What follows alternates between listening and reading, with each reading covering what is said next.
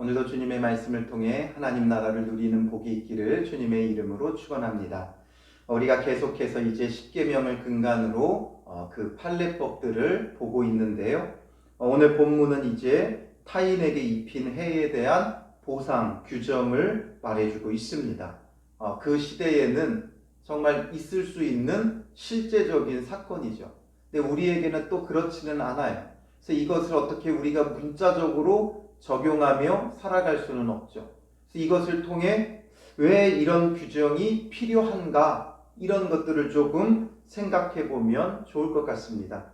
그래서 오늘 본문에 이제 가장 먼저 가축, 그 소가 남에게 해를 입히게 되는 경우를 말하고 있죠. 근데 참 보면 참 재미있기도 하고 굉장히 세심하기도 해요.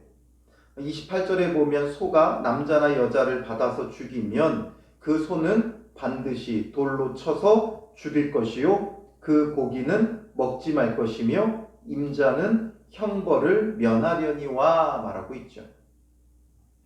소가 남자와 여자를 죽였다라는 거예요.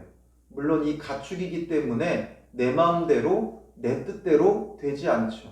어떤 일이 일어날지 알 수가 없어요. 그래서 만약에 사람을 죽였다면 그 소는 반드시 돌로 쳐서 죽이라는 거예요. 그리고 그 죽은 소는 이방인에게도 팔면 안 되고 절대 먹으면 안 돼요. 그리고 그 임자, 그 주인은 이제 형벌을 면한다. 왜냐하면 어떻게 다 통제할 수 없는 가축이었기 때문에 결국에 어떻게 할 수 없는 부지 중에 벌어지는 일들이다라는 거죠. 그걸 인정해 주는 거예요. 그런데 단 그 소가 29절에 보면 본래 받는 버릇이 있고 그 임자가 그로 말미암아 경고를 받았으되 단속하지 아니하여. 그러니까 얼마든지 이럴 수 있는 일이다라는 거죠. 앞선 경우는 정말 어쩔 수 없이 벌어진 사고죠. 근데 이 두 번째도 어떻게 보면 사고이기는 하지만 그 소 자체가, 그 성향이 원래 들이받는 그런 버릇이 있고 또 그것에 대해서 많은 사람들이 경고했지만 잘 단속하지 아니했다. 이건 고의성이 있다라는 거죠. 이 법률적 용어를 제가 정확히는 모르겠지만 미필적 고의라는 게 있죠. 이게 아마 그런 종류인 것 같아요. 그래서 이런 경우에 결국 남녀를 막론하고 받아 죽이면 그 소는 돌로 쳐 죽일 것이고 그 소를 돌로 쳐 죽이는 건 당연하다라는 거죠. 그런데 그 임자도 죽일 것이며 그 주인도 죽이라는 거죠. 왜냐하면 그럴 가능성이 있음에도 불구하고 그가 제대로 단속하지 않은 거예요. 그렇다고 해서 무조건 주인을 또 죽일 수는 없죠. 그래서 만일 그에게 속죄금을 부과하면 무릇 그 명령한 것을 생명의 대가로 낼 것이요. 속죄금, 생명의 대가로 내라 이거죠. 그래서 아들을 받든지 딸을 받든지 이 법규대로 그 임자에게 행할 것이며 아들이나 딸을 받았다면 그 주인에게 이렇게 행해라. 그런데 소가 만일 남종이나 여종을 받으면 소 임자가 은 30세겔을 그의 상전에게 줄 것이요 소는 돌로 쳐서 죽일지니라. 그 속죄금으로 만약에 남종이나 여종을 죽이면 은 30세겔을 내게 해라 이거죠. 은 30세겔. 그 주인을 죽이기보다 은 30세겔로 속죄금을 받게 하는 거죠. 참 어떻게 이런 것까지 다 세세하게 생각했는지 몰라요. 근데 은 30세겔로 정해진 것은 그 당시 보통 이렇게 노예의 종의 몸값이 은 30세겔 정도 했다 그래요. 그래서 은 30세겔 정도 받고 그것을 이제 풀어주게 하는 거죠. 이걸 보면 어떤 것도 우리가 유추해 볼 수 있어요. 예수님께서 십자가에 못 박히실 때 가룟 유다가 예수님을 얼마에 팔아요? 은 30에 팔죠. 동일한 금액이에요. 그래서 생명의 속죄금, 속전금이 그 정도 되어졌다는 거죠. 그래서 예수님은 종의 형체를 가지고 이 땅에 오셔서 우리의 죄를 대속하기 위한 그 죽음으로 은 30세겔에 팔려가셨다라는 것을 우리에게 보여주죠. 이런 은혜가 오늘 우리에게도 있는 거죠. 그런 의미도 우리가 생각해 볼 수 있는 거죠. 그리고 이제 구덩이에 대해서 말해요. 사람이 구덩이를 열어두거나 구덩이를 파고 덮지 아니하므로 소나 나귀가 거기에 빠지면 그 구덩이 주인이 잘 보상하여. 구덩이를 파는 경우가 이 당시에는 물을 얻기 위해서 판 거예요. 맨 처음엔 저도 왜 멀쩡한 구덩이를 파놓아가지고 일어나 생각을 했는데, 이곳은 이제 물을 얻기 힘드니까 물을 얻기 위해서 이제 구덩이들을 많이 판 거죠. 그런데 그 구덩이를 팠으면 잘 덮어둬야 돼요. 그래야 누군가가 빠지지 않죠. 어떤 짐승이 빠지지 않죠. 그런데 그냥 파놓기만 하고 자기 편한 대로만 사용하면 그걸 모르는 사람들이 빠질 수도 있는 거예요. 그래서 거기에 소나 나귀가 빠지면 그 구덩이 주인이 잘 보상해라 이거죠. 그래서 짐승의 임자에게 돈을 줄 것이요 죽은 것은 그가 차지할 것이니라 말하죠. 그러니까 그 죽은 짐승에 대한 돈을 주고 대신에 그 죽은 짐승은 자기 것이 되게 해라 라는 거죠. 왜냐하면 그게 공평하다는 거예요. 뭔가 의도적으로 함정을 파고 그런 것이 아니기 때문에, 이런 것은 이제 고의성이 없으니까 아주 공평하게 이제 죽은 건 대신에 내가 갖고 그 짐승의 값을 갚아주는 거예요.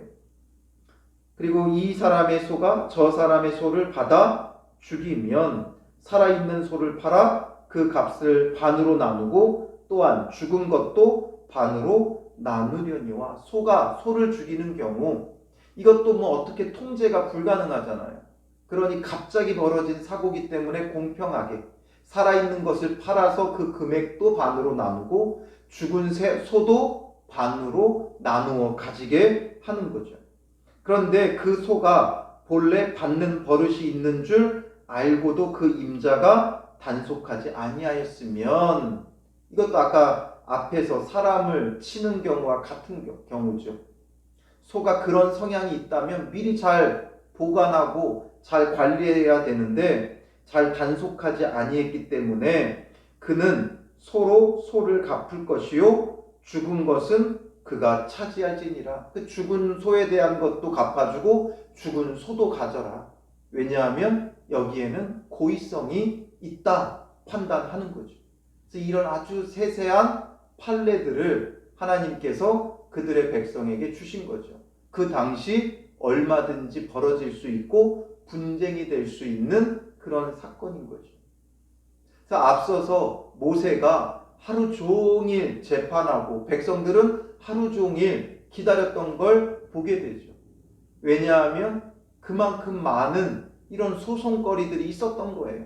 그러니 이런 율법을 가르치지 않으면, 이런 기준이 판례가 있지 않으면 계속 법정 분쟁해야 되고 다툼해야 돼요. 이 재판 가서 판결을 내린다는 게 쉽지 않아요.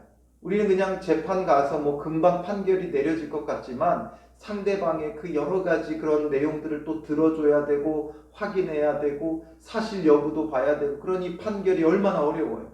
그런 이런 기준이 없으면 그 판결이 너무 어렵죠. 그래서 이렇게 세세하게 그 당시 실제적인 문제들, 벌어졌던 소송들에 대한 판례를 하나님께서 주시는 거죠. 이걸 기준으로 해서 앞으로 재판하라는 거죠. 근데 이것을 우리에게 어떻게 적용하느냐라는 거예요. 이런 법들이 있었구나. 그 당시에는 이런 문제가 있었구나. 우리가 알 수는 있지만 사실 또 이걸 우리에게 적용한다는 게 결코 쉽지 않죠.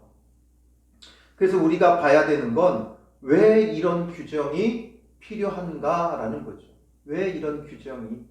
그래서 앞선 본문에서는 폭행을 가하는 일들, 왜 이런 규정이 필요했는가? 사람들이 힘의 원리로 살아가기 때문에 그런 일들이 발생하는 거죠. 그래서 이런 법들을 만드는 거예요.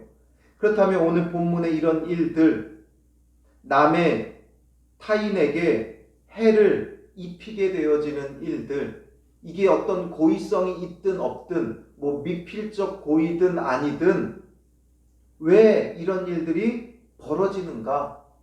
즉, 왜 이런 일들이 발생했는가? 이것을 좀 생각해 봐야 되는 거죠. 왜 소가 남자와 여자를 죽이는 일이 벌어지는가? 왜 그 소를 단속하지 않는가? 들이받는 성향이 있다는 걸 알면서도 왜 단속하지 않았는가? 왜 구덩이를 열어두고 덮지 않았는가? 왜 이 소가 저 소를 죽이게 됐는가? 왜 그 또 들이받는 성향이 있는데 단속하지 않았는가? 이것을 생각해 보니까 사람들이 자기 이익만 추구하기 때문에 그런 것이죠. 자기 이익만 추구하다 보니까 남이 어떤지 관심이 없는 거예요. 어떤 피해를 입을지 살펴보지 않는 거예요. 때로는 내가 의도치 않게 남들이 피해를 보고 손해를 보는 경우가 생겨나죠. 예를 들면 예전에 교회들의 이제 카페들이 막 붐을 이루니까 교회마다 이제 카페를 만드는 그런 적이 있었어요. 그러다 보니까 이 동네 카페는 커피 한 잔에 2,000원, 3,000원 받아서 그 이제 생계를 유지해야 되죠. 사실 동네 카페에서 2,000원도 쉽지 않아요. 한 3,000원, 4,000원을 줘야 돼요. 그런데 교회 카페라고 해서 1,000원, 500원, 무료 이렇게 하게 되면 그 옆에 있는 카페에 누가 가게 되겠어요? 의도치 않게 그 사람이 엄청난 손해를 보죠. 우리는 복음을 전한다고, 선을 행한다고 그렇게 무료로 또 저렴한 가격에 봉사하고 섬겨주는 것이었지만 의도치 않게 그렇게 피해보고 손해보는 사람도 발생하게 되어지는 거예요. 저도 예전에 한번 예전에는 이제 학교 앞에서 전도하는 게 자유로웠을 때, 전도사 때 아이들에게 이제 여름에 시원한 음료수, 거의 뭐 슬러시가 될 정도로 얼을 정도로 시원하게 이제 만들어서 가지고 아이스박스에 담아서 이제 낑낑거리고 나가서 아이들에게 음료수를 따라주면서 전도를 했어요. 복음을 전하겠다고 나름 열심히 하고 있었는데 그날 저는 그것도 생각지도 못했어요. 옆에 아이스크림 장사가 온 거예요. 나중에는 막 그분이 막 씩씩거리고 막 돌을 던지고 화를 내더라고요. 자기는 돈 받고 음료수 파는데, 아니 아이스크림 파는데 우리가 시원한 음료수를 공짜로 나눠주니까 아이들이 그걸 사 먹지를 않는 거예요. 그러니까 막 화를 내고 막 씩씩거리더라고요. 우리는 생각지도 않았던 일인데 누군가가 피해를 입게도 돼요. 그리고 또 심지어는 고의로 남에게 피해를 입히게도 되는 거죠. 자기가 자기 편한 대로만 행동하다 보니까 남들이 피해를 봐요.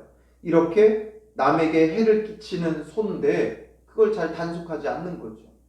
그냥 내가 편하려고, 또 구덩이, 그냥 나만 편하려고, 난 어디 있는지 아니까 덮어놓지 않아도 나는 거길 피해서 갈 수 있고 나는 잘 내 양떼나 소떼를 먹일 수 있으니까 나는 편한데 누군가는 모르고 지나가다가 빠질 수도 있고 다칠 수도 있는 거죠. 그러니 이런 것들이 결국에는 나의 이익만 추구하다 보면 이런 일들이 발생하는 거예요. 그래서 주변을 돌아봐야 돼요. 그리고 혹여나 나 때문에 피해를 입고 있는 사람이 있지는 않은가 세심하게 살펴야 돼요. 이웃에 대한 관심이 있어야 돼요. 나로 인해 어떤 피해를 입지 않나 살펴볼 수 있어야 돼요. 그래서 내가 의도치 않았더라도 누군가가 손해를 본다면 그것을 우리가 돌봐줄 필요가 있죠. 그리고 또 의도치 않은 게 아니라 정말 이게 나의 잘못이고 실수였다면 정당한 보상을 해줄 수도 있어야 돼요. 그럴 수 있는 건 이웃에 대한 관심이 있어야 돼요. 내 이익만이 아니라 주변을 살펴봐야 돼요. 물론 그 속을 전부 다 알 수는 없지만 참 백종원 씨라는 분이 많은 사람들에게 인기도 얻었지만 정말 대단한 사람인 것 같아요. 동네 상권을 이제 살리겠다고 자기만 이제 잘 먹고 자기 어떤 사업만 벌이는 게 아니라 동네 상권을 살피면서 컨설팅도 해주고 도와주고 섬겨주는 것. 자기가 장사가 잘 되면 옆에 있는 사람은 당연히 어려울 수밖에 없는 거죠. 이런 돌아봄이 있어야 돼요. 관심이 있어야 되고 사랑이 있어야 되는 거예요. 그렇지 않으면 때로는 의도치 않게 또 때로는 나의 실수로 때로는 미필적 고의로 남들이 손해보는 그런 일들이 발생하는 거죠. 그러니 오늘 하루 우리 주변의 사람들에게 관심을 가지세요. 나의 이익만이 아니라 내가 원하는 것을 내 필요를 채우기보다는 내 것보다는 남의 것을 돌아봐주고 남들이 더 복을 받고 남들이 더 축복받는 삶이 되도록 축복하며 기도해주고 돌아보고 섬겨야 되는 거예요. 단순히 나의 이익만이 아니라 주변을 돌아봐야 되는 거죠. 서울에 광염교회라고 있어요. 감자탕 교회로 유명하죠. 그러니까 교회 간판이 작고 그 건물에 있는 감자탕 가게가 너무 그 간판이 커가지고 감자탕 교회라고 한때 불렸죠. 그 교회 목사님은 절대 대형마트를 못 가게 한대요. 주변 바로 그 동네 그 가게들을 돌아보게 하는 거죠. 그 가게들에서 사는 거예요. 조금 더 비싸더라도 상생의 길을 찾는 거죠. 나의 이익만이 아니라 마트에서 사고 인터넷 주문하고 이러면 나는 저렴하게 이익을 얻을 수 있지만 주변 상권은 살기가 쉽지 않은 거예요. 내가 조금 손해보더라도 옆에 있는 주변에 있는 사람들을 돌아봐야 되는 거죠. 그래서 우리가 이런 마음들이 좀 필요한 거예요. 그게 바로 사랑이고 섬김이죠. 관심에서부터 나오는 거예요. 그저 나의 이익만 추구하지 말고 주변을 돌아보고 주변도 잘 살게끔 돌아보고 섬겨주는 그런 것이 필요한 거죠. 그래서 오늘 하루도 우리가 나의 이익만 추구하지 말고 주변에 관심과 사랑을 가지고 섬기고 돌아보는 복된 하루 되시기를 주님의 이름으로 축원합니다. 기도하겠습니다. 살아계신 아버지 하나님, 주님께서 주신 이 판례들을 보면서 우리의 삶에 참 적용하기가 쉽지는 않지만 왜 이런 법이 필요했는지, 왜 이런 규정이 필요했는지 우리가 생각해 봅니다. 자기 이익만 추구하며 타인을 돌아보지 못했던 우리의 모습을 돌아보게 됩니다. 의도치 않게 또 때로는 이기적으로 남들을 손해보게 하며 해를 끼치고 있지는 않았는지 우리 자신을 돌아봅니다. 우리의 이런 욕심의 마음들을 내려놓게 하여 주시고 예수 그리스도의 참 사랑을 가지고 관심을 가지고 우리의 이웃을 돌아보며 섬기는 믿음의 사람들이 되게 하여 주시옵소서. 오늘 하루도 내 삶의 주위를 돌아보며 섬기는 은혜의 날이 되게 하여 주실 줄 믿사오며 예수님의 이름으로 기도합니다. 아멘.